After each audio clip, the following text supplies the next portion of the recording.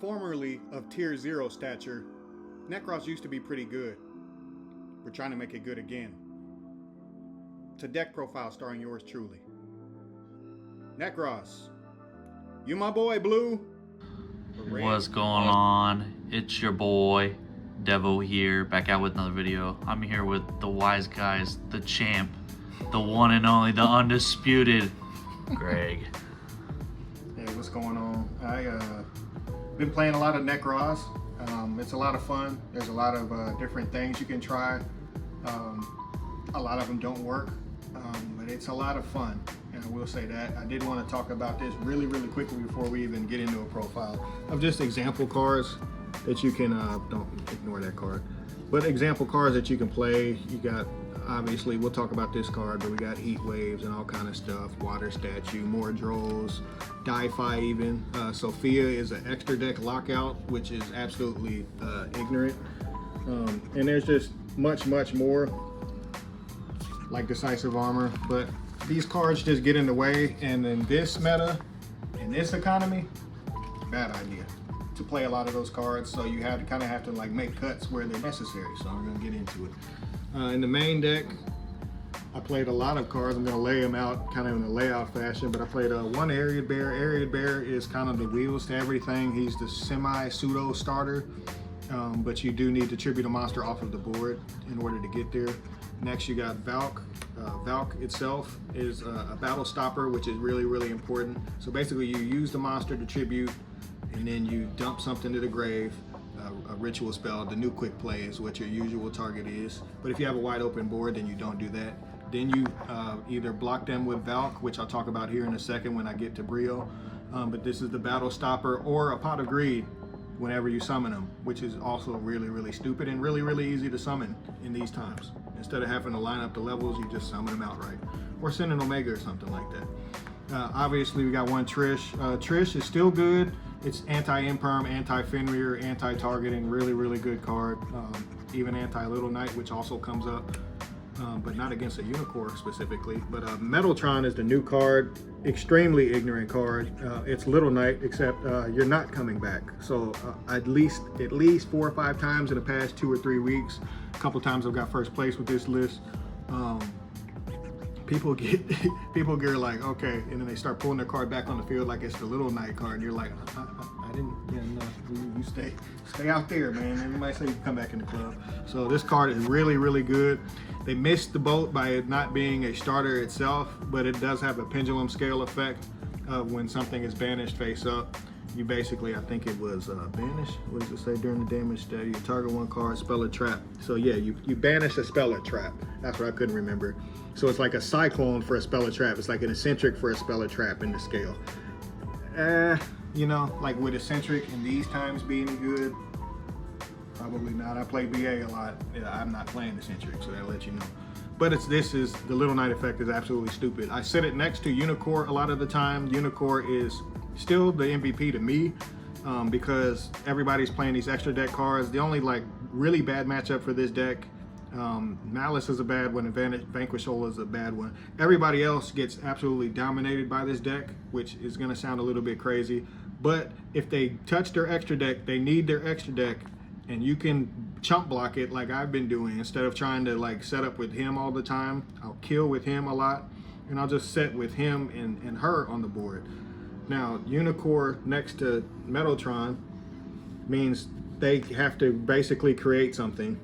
And if you have a Trish behind this as well, they basically have to create something that can make it through a battle phase stopper, an anti-target, and they can't use their extra deck, and you have a Little Knight sitting next to that. That's annoying. So rather than go for this a lot of the times, I'll Brio search Valk as like the start off play, just in case they try to come for me, and if I open advance, you go from there. So I'm gonna talk about a lot more in like a separate combo video, but these cards are ridiculous. And that people feel like they're outdated, you just have to simplify what the deck is. Colossus, and then obviously, these are the starters the majority of the time. Sometimes his extra deck effect to just shuffle them off the board comes up, but not really. Colossus does come up off of the quick play to basically, if they feel like you didn't open Valk and you can actually summon Colossus, you can actually protect Unicorn that way from getting off the board. making it frustrating to get Unicorn off the board is the game plan, and it's been working. So that's all of the rituals. Advance, very, very good. In the mashup versions, like you guys saw on the page, like the Mitsu version, you only play 1. In the pure version, you play 2 or 3. I actually feel like 2 is correct because you don't want to keep seeing it, and then Brio is a copy of him anyway. So at that point, you can actually cut down on this one, kind of like you used to do with Alistair or something. But then again, he feels like Alistair, where I just want to see him. If I see him, I'm good. She's the actual starter in the deck. I've always said that. A lot of these new decks have 2. This is an old school deck as well. Okay, Grandpa. But this one is the actual starter, and if you, the combo, in the combo video we're gonna have, you add this, and it's absolutely, it's the best combo. You basically end on like the Metaltron that you saw and a whole lot of other stuff. You'll see. But a shout out to me getting a higher rarity of these. This one, I pulled it out of the pack. I said, oh, okay, oh, we're good. And then I think Armin gave me another one of these cards. So shout out to the Wise Guys. I think Ariel and Shurit are the last 2. This is like cousin. The cousin is, so this is mom and dad, and this is their son. This is like the, you know, niece, nephew, you know. Ariel being tributed either off the quick play or just off of Valk or off of anything where you tribute. And you can use enemy controller. That's a card I wanted to mention as a tech. Any of these tributing, they all get their card effects off of them. They all get their effects off of them, which actually could be like, I could cheap shot somebody for game. I could nib somebody, enemy controller. Yo, that's crazy.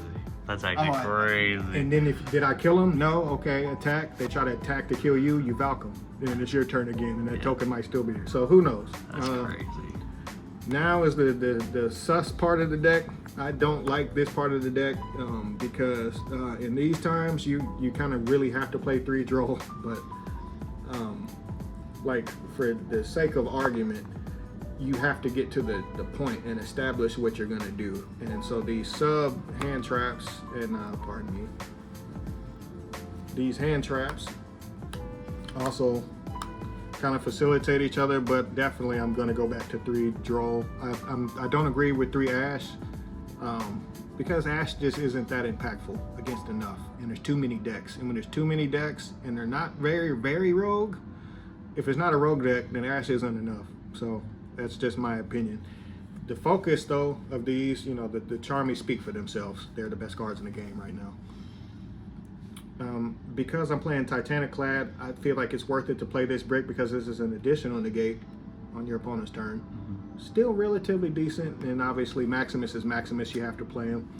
And I just have that basically combining with the spells, which, pardon me, I put them in the wrong part. Nadir, I'm playing Prosperity because I still feel like if I could like get to a Valk anyway, or get to something, and even if I can get to the cross out or get to the called by and then they draw you, you're still good. So I still feel like Prosperity is worth it. Just like Nadir is very powerful. I feel like you have to play it. You can play the deck without Nadir and the Dogmatica stuff, but it won't stand up. The only possible way is if you go hard second and you just play Nekroz the way you used to when you would go second and just try to trish people to death.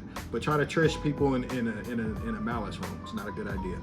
3 prep, you side these out when you go second a lot of the times. And for the quick plays and the spells. Yo, these cards are crazy. Summon back from grave, banish to summon from hand. This one's really key in certain situations. Your starting combos, usually you want to use cycle. So the trick of the deck, and obviously you got Kaleidoscope. Kaleidoscope, the trick of the deck is really like starting off, seeing what is the matchup. Are they touching their extra deck? If they're touching their extra deck, you get to this.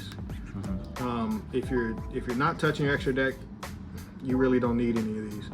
The quick play is so ignorant that you just want to keep them. I'm playing 3 because I just want to keep them rolling. You can play 2. 2 is probably correct, but 3 is like better than it has to be. Maybe win more, but I'm still learning. And obviously these spells to round that out, because those are just, you know, Father, Son, Holy Spirit right now. Yeah, seriously.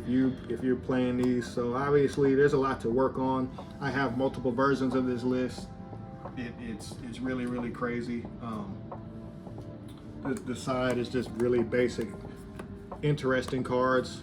They kind of just handle the meta is like, I always try to make starter deck versions of stuff because I play a lot of different decks. And so I just need to get the basics of what a deck does. I feel like these really handle a lot. Your siding patterns a lot of the times is take out preparation of rights and certain stuff. The graveyard decks, you slide those in, the malice decks, and the other decks that lose to Lancia, like Orcus. Shout out to little Orcus cuz.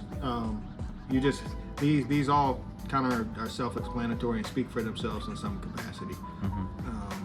Sales ban is okay. I feel like there's better cards. Again, like Sales ban hasn't been doing the job for me.